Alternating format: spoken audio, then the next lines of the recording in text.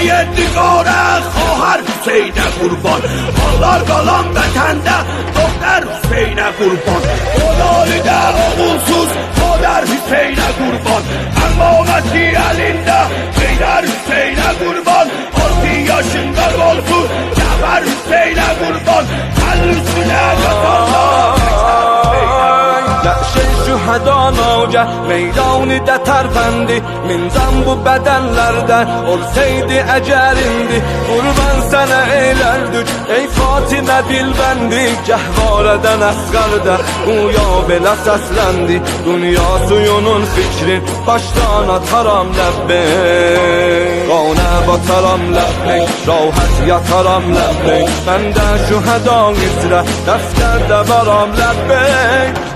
Lebbek Hüseyin lebbek, lebbek Hüseyin lebbek Yüz koydular meydanen